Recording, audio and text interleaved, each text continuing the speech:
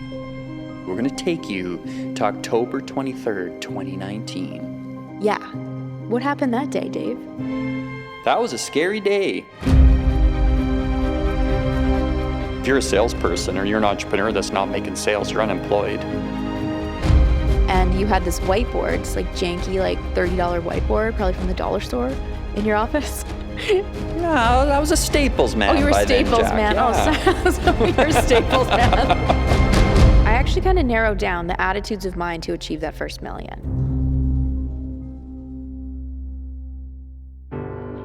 Hi, I'm Dave Conway, and I'm here with my wife, Jacqueline. Welcome to the 30-Day Year. On this podcast, we're sharing stories, ideas, and philosophies to show you what it takes to turn your annual income into your monthly income. I've learned that the first step to creating a 30-day year is entertaining new ideas that might at first appear strange or even laughable. But stick with us as we reveal that this idea is a very real way to build success. Our plan is to spark curiosity into what you're capable of achieving by exploring ideas around freedom, contribution, work, life, everything. The content may even disturb your perception of life a bit too, which we hope it does. This podcast is not about us, it's all about you. So sit back, relax, and come in with an open mind. Welcome to the 30-Day Year. This episode today is for the hustlers. Every day I'm hustling. Oh, no, it's so bad. Okay, so what I mean by that is that we're going to talk about how we bootstrapped to our first $1 million in our business. So what does that mean? I actually didn't know what bootstrapped means when I first heard it. I was like, someone said it to me, and I was like, oh yeah, for sure. I like pretended I knew what it meant.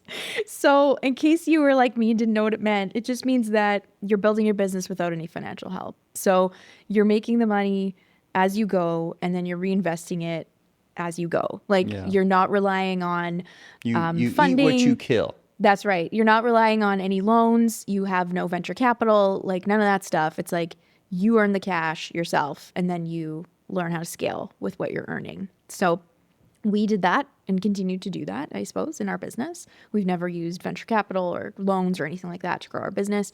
And I think it's a safe way to do it. And I think there's a lot of growth and learning that happens along the way. And one of the key tenets, I think, of bootstrapping is this like kind of like building it backwards attitude. For example, you're a mindset coach and you have an idea for a program. So let's like lay out what that program may be and let's sell it. And let's like work with people and, you know, serve some people, get some results, and then decide, is this something we want to continue to do and like figure out and make it, you know, more complex, I suppose, or do we just want to get rid of this idea? So that's one of the reasons I kind of love the coaching industry, or our business in particular. It gives us a lot of creative freedom to play with ideas and then try something out. And then if it works, great, we love it, let's keep going, or no, let's kill this idea.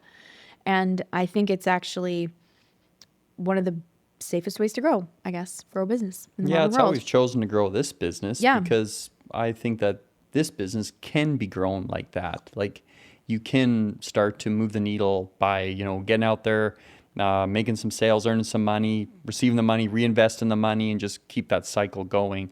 While a business like real estate or some, for example, you know, you might need $1 million to go do your first project. I don't know if you've, you know, got $1 million hanging around. For sure. So those ones usually lean a little more towards OPM, other people's money. Yeah. But this one, it doesn't. Like I had to borrow out the gate. Yeah.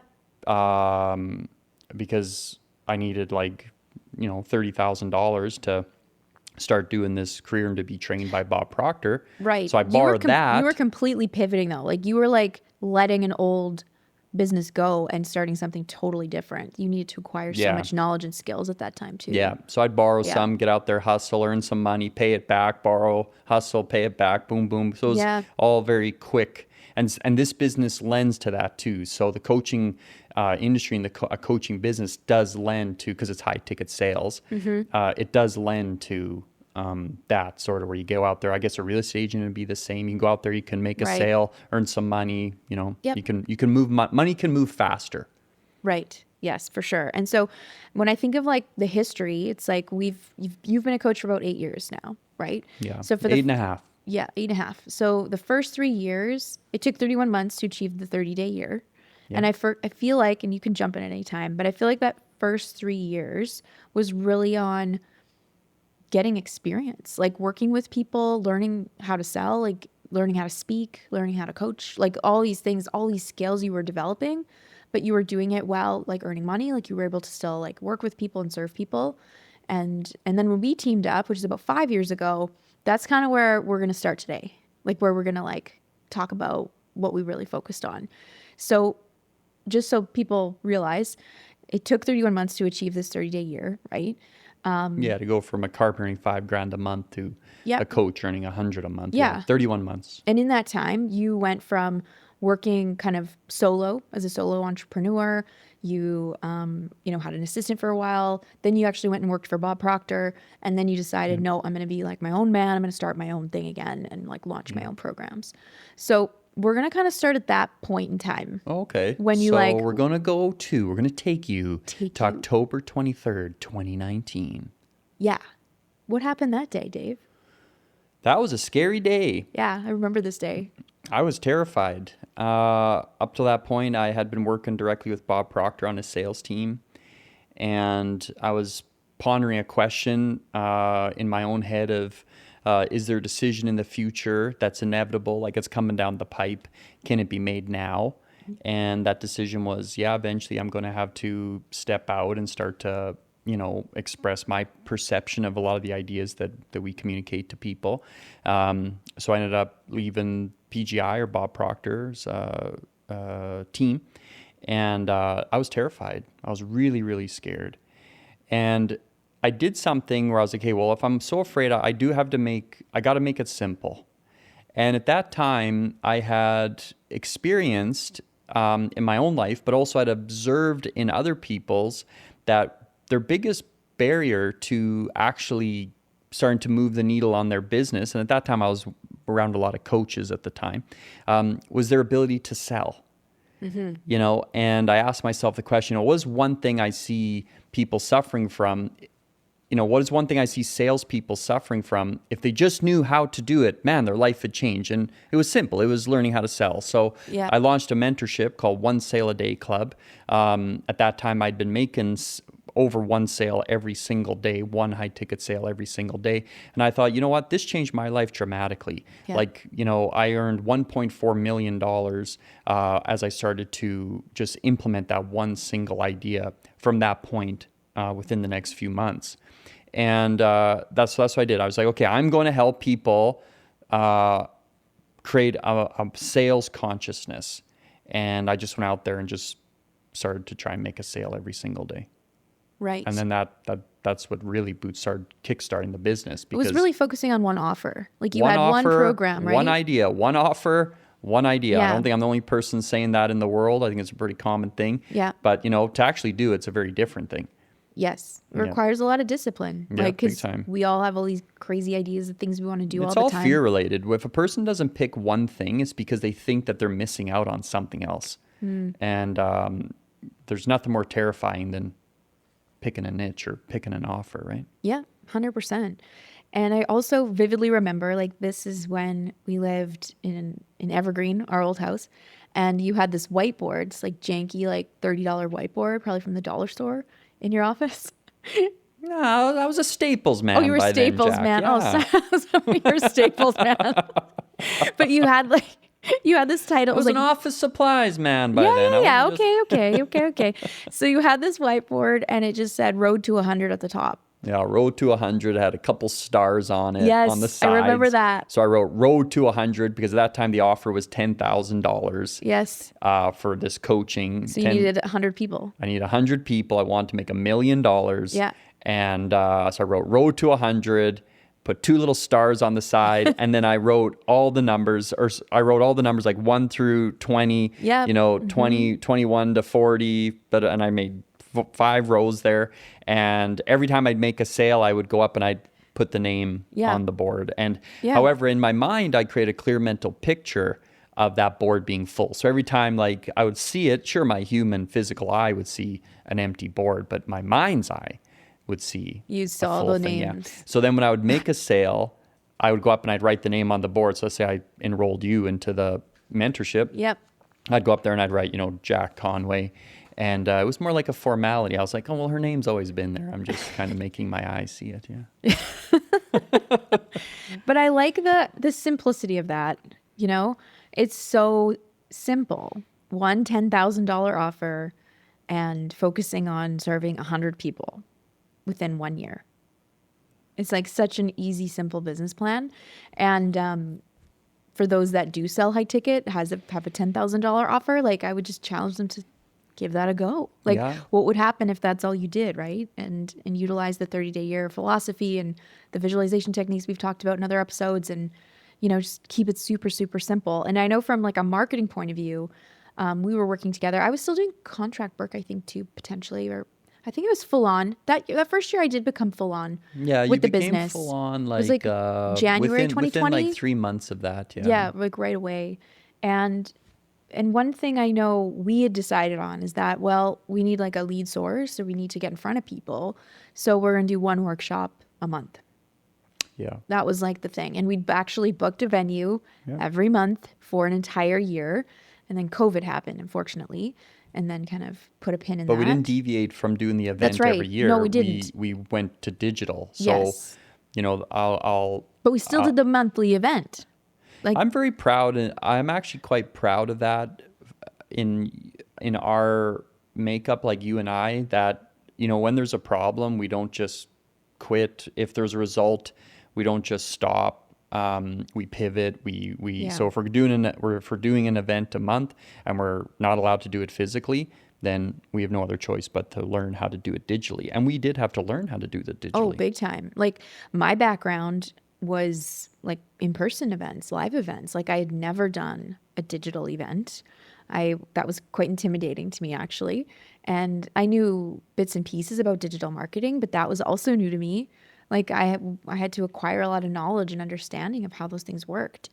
And I knew the basics though, like get people to an event, right? Like that's kind of like the main thing. But the way it's done is different when it's a digital event. And the technical aspects of it are just a bit more I don't want to say complex. Like in-person events are complex too. Just different. Different. Just like everything, a lot of moving parts. Yeah. So you just had to relearn how to do it for a digital space. So that leads me to the next piece that I think was critical to that $1 million year, first year, or $1 million plus year, I guess, was that skills pay the bills. Like we've said that before on other episodes. I think there's a whole episode called Skills Pay the Bills, actually. And it connects into our Conway coaching system, which is mastery, like learning to master something. And at the time when we really came together, like you were already a really great coach. You'd had a few years under your belt and you were a great salesperson. Like you had those skills. And then on my end, I was a really good event marketer. I was seasoned at it. Like I knew what event marketing was all about. I understood branding and I understood communication, right? So we had really great complementary skills to come together to utilize, I suppose. Yeah. And everything we did from like a marketing point of view was really just to build up your sort of profile as a coach and then market the events, really. So pretty simple stuff. And I even remember too, like your first One Sale a Day Club program, like you didn't have a portal, you didn't have a core, like you didn't have anything. You had like a process. You had a sales process. Yeah, I had a sales process. And so I remember your calls, like they were just like you had a Zoom account. Like that was our business. Zoom account and the ability to send out the replays on an email. Yes. And then I think we had like a Facebook group, Then I think we posted links in there and stuff. Yeah. And we'd post little worksheets or something. Like it was primitive. Like it was not advanced by any means. No. But that didn't slow us down. It still got the business going because the information you had was super helpful and relevant and people needed it. And so that's what really mattered, is that we had really great information. You were a really good teacher at it. And so that's what really mattered. Yeah. And everything else came into place. Like, the technical aspects, the portals and all the other fancy things, like that came when we really needed it and it was required to continue to grow. But early days, we didn't have anything like that. And I remember when recording like the sales process blueprint, I remember like I was so terrible on face to camera. You're so bad. Oh, it was so bad. That year's, I believe, when we had to hire 2 ladies to come and help me just loosen up a little bit on camera. I was like, one we did person improv said, for 2 years. What I remember the first time Eva came for a session, she said that I looked like a pallbearer at a funeral.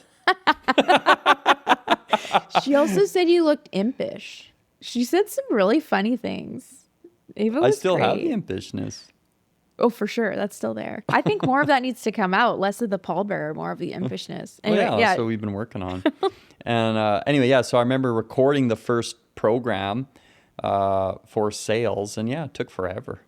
Well, I remember this vividly. It was like you were probably 4 or 5 months into running OSAD at the time. And we were like, we need to freaking make a course and we need a workbook. Like, we need to do this. And I think, sent the kids away to like my parents or your parents. I don't even remember. At 1 a.m. And then we were like we started at 1 a.m. Yes. We were like exhausted. So we were like, let's just have like a quick nap before we start working. Cause we just dropped the kids off. It's like 6 o'clock. We like pass out. We slept for like 7 hours. Yeah.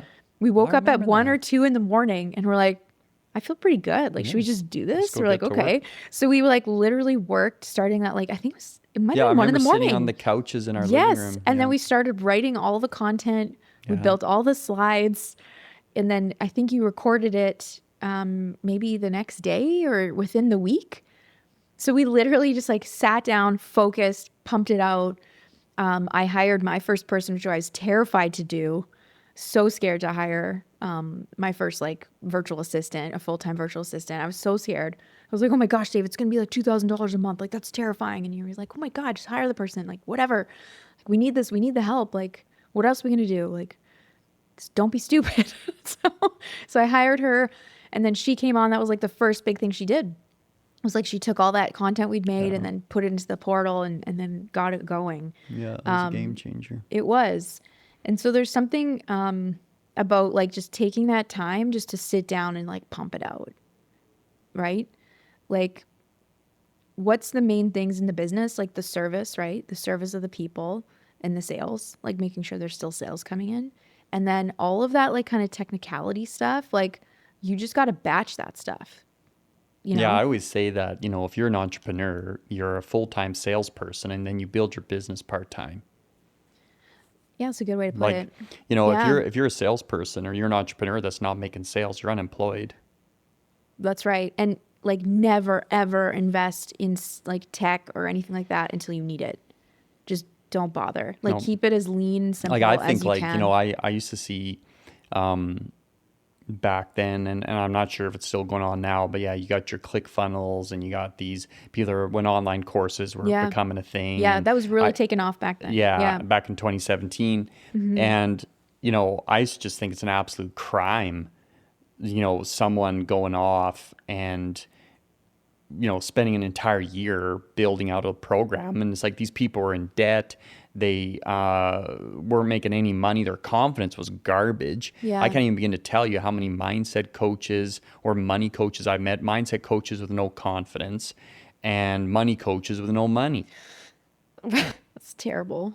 It's awful. Bad. It's like the Wild West in there, I don't know if that's what it's still like out there. I don't really know. That's not kind of the world we've been living in, even in our client base, who we attract. But I just remember that back then. And that's why I started one sale a day, because I was like, these people just need to learn how to sell. Like, it's like if you're I always tell people, let's say you sell insurance, you're a salesperson that gets to set insurance up for people, because you don't get to give insurance to anybody unless you sell them. If you're a real estate agent, it's like, no, you're a salesperson that gets to help people find a house. Like, you don't get to help anybody find a house unless they buy a house, right? So the end of the line is always on the sale. And, we experienced this a lot in COVID, where people, businesses shut down because they stopped making money. Right. So it's pretty obvious businesses need money to operate. And so why did that happen? Because they weren't allowed to make sales anymore, because people weren't allowed to come and to their business. So it's imperative that we if we're going to bootstrap, you got to sell. You got to get out there and you got to talk to people. Yeah, 100%. Well, I actually kind of narrowed down the attitudes of mine to achieve that first million. Okay. So, and I think we kind of shared all of this, but just to kind of summarize it, and I think it's applicable to so many businesses and to so many people. Like, I wouldn't say it's just for coaches or just for real estate or anything like that. I think this could apply to basically anybody. Sure. Is that you got to be obsessed with serving. You got to want to help people and then actually do it. And you have to have a money and sales consciousness, forming the habit of a sale a day. It's the next attitude. And the last thing is keeping the main thing, not drifting around into anything complex like fulfillment and tech and marketing out there. Just keep it really, really simple. KISS approach, like 1 workshop a month, for example.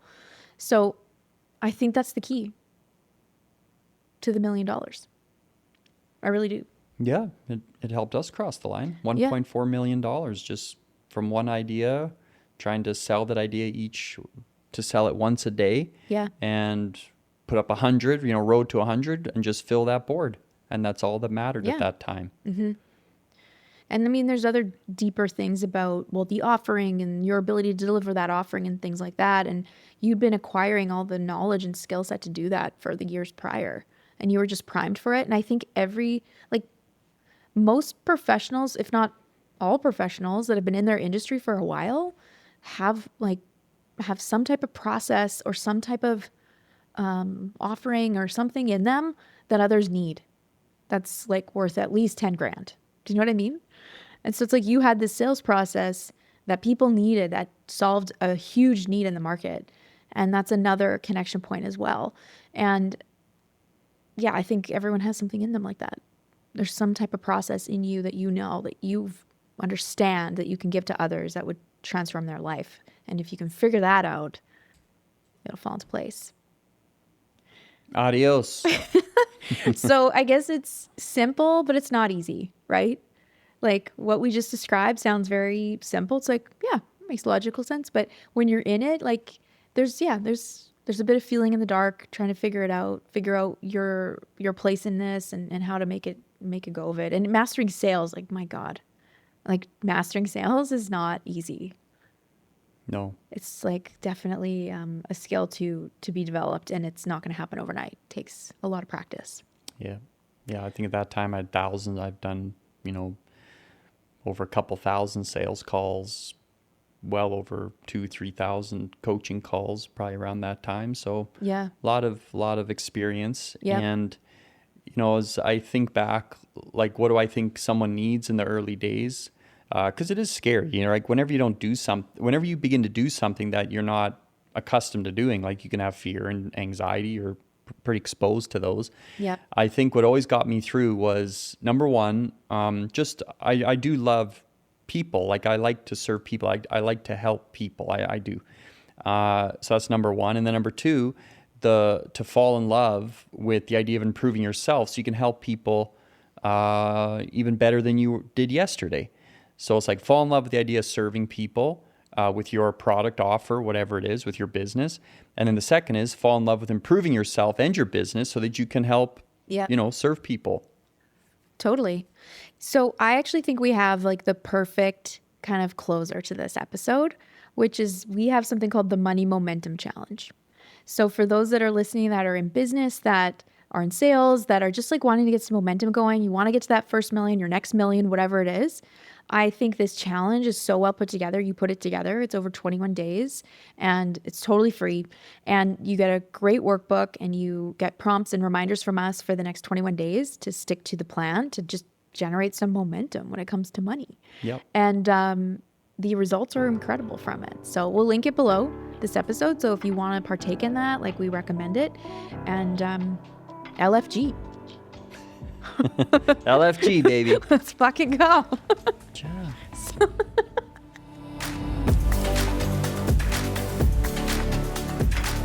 Thanks for listening. Hit the subscribe button so you never miss an episode. Produced at Sound Lounge by T-Bone.